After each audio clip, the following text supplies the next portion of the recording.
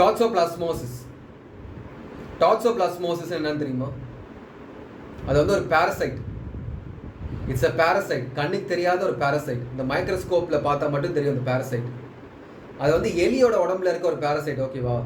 அது வந்து இந்த எவல்யூஷன் இந்த பட்டர்ஃப்ளை தெரியுமா? இந்த பூச்சியிலேருந்து இந்த புழுலேருந்து பட்டர்ஃப்ளையாக மாறும் தெரியுமா? அதான் எவல்யூஷன் சொல்லுவாங்க.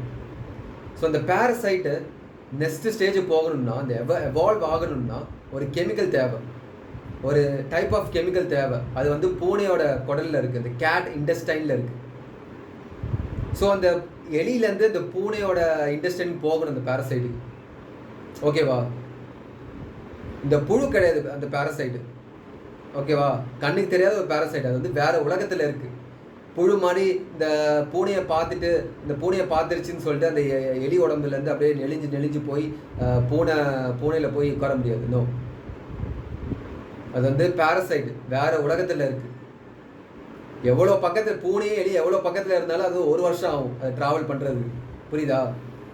ஸோ அது வந்து அது தெரியுது. ஐ நீட் டு எவ்வளோ ஃபாஸ்ட்டாக என்னால் எவால்வ் பண்ண முடியுமோ I need that chemical to evolve அப்படின்னு சொல்லிட்டு அது என்னென்ன பண்ணும் தெரியுமா? அந்த டாக்ஸோபிளாஸ்மோசிஸ் வந்து அந்த பேரசைட் வந்து எலியோட பிரெயினை ட்ரிக் பண்ணி, அந்த எலியோட மைண்டை ரீவயர் பண்ணி, எலியை பிரெயின் வாஷ் பண்ணி, அந்த கேட்டோட யூரின் இருக்குது தெரியுமா, அதை அடிக்ட் பண்ண வச்சிடும் அந்த பேரசைட். அந்த எலிக்கு வந்து அந்த கேட்டோட யூரின் ஸ்மெல் வந்தாலே அது வந்து ஏதோ வெறி மாதிரி ஆகி அது இந்த மேக்னெட் மாதிரி அதை நோக்கி போகும். எங்கடா அந்த ஸ்மெல் வருது அப்படின்னு சொல்லி அது மேக்னெட் மாதிரி போகும். பூனையை பார்த்துச்சுன்னா அந்த மேக்னெட் மாதிரி அது பாஞ்சு ஓடும். எப்படி?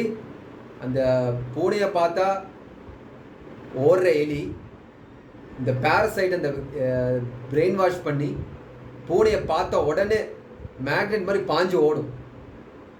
பிரெயின் வாஷ்னா நீ நினைக்கிற பிரெயின் வாஷ் இல்லை. ஓகேவா? அந்த பேரசைட் வந்து ஒரு கெமிக்கல் ரிலீஸ் பண்ணி அந்த பிரெயினை வந்து ஏதோ ஸ்டிமுலேட் பண்ணி அந்த கேட்டோட யூரினை அடிக்ட் பண்ண வைக்கும். ஸோ அந்த அந்த பூனையை பார்த்த உடனே அந்த எலிக்கு வந்து ஏதோ வெறியாகி அது மேக்னெட் மாதிரி அதை அப்ரோச் பண்ணி போகும். இந்த பூனை அதை பார்த்துட்டு எலியா அப்படின்னு சொல்லிட்டு சாவடிச்சுட்டு சாப்பிட்றோம்.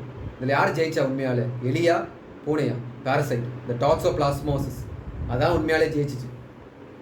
பாரு, ஒரு பேரசைட்டு ஒரு செல்ஃபிஷாக ஒரு எலியை ட்ரிக் பண்ணி பூனையோட இன்டெஸ்டைன் போகணும், அப்போ தான் அந்த கெமிக்கல் கிடச்சி என்னால் வந்து எவால்வ் பண்ண முடியும், என்னால் வாழ முடியும் அப்படின்னு சொல்லிட்டு என்னென்ன பண்ணுதுன்னு பார்த்து ஒரு டாக்ஸோபிளாஸ்மோசிஸ் ஒரு பேரசைட் இவ்வளோ பண்ணுது.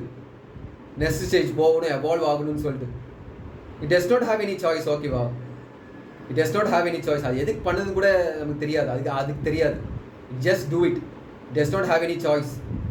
Just do it. யோசிக்கணும். அதுக்கும் தெரியும். இப்போ வந்து அது வெயிட் பண்ணலாம், எலி உடம்புலேயே வெயிட் பண்ணிட்டு ஓகே ஏதாவது ஒரு பூனை வந்து எலியை சாப்பிடும், அப்போ வந்து நான் போய்க்கலாம் அப்படின்னு சொல்லி அது வெயிட் பண்ணலாம். எவ்வளோ வருஷம் வெயிட் பண்ணும்? அது it cannot wait. I need to constantly evolve அப்படின்னு சொல்லிட்டு வெயிட்லாம் பண்ண முடியாது. ஆனால் நீயே யோசிக்கணும், பூனை வந்து எலியை பார்த்துச்சுன்னா மட்டும்தான் இது பாஞ்சு ஓடும். ஓகேவா? அது பிடிக்கணும்னு சொல்லிட்டு எலியை பிடிக்க முடியலையா அது பாட்டு போயிடும். அது வந்து புல் இல்லைனா ஹோட்டல் வேஸ்ட் சாப்பாடு ஏதாவது சாப்பிட்டுட்டு அதை வந்து சர்வைவ் பண்ணிடும் பூனை. ஆனால் இந்த பேரசைட்டுக்கு இந்த அந்த பூனையோட இன்டெஸ்டைன் உள்ளே போகணும், இந்த கெமிக்கல் தேவை அப்படின்னு சொல்லிட்டு எலியை ட்ரிக் பண்ணிட்டு உடனே எவ்வளோ ஃபாஸ்ட்டாக அந்த பூனை இன்டெஸ்டைனில் போக முடியுமோ போயிட்டு அது எவால்வ் ஆகுது நெக்ஸ்ட் ஸ்டேஜுக்கு. ஒரு பேரசைட். உனக்கு சாய்ஸ் இருக்குல்ல. நமக்கு வந்து we humans have choice. ஓகேவா? வாழ்க்கையில் we have choice. we can be 1 or we can be 0.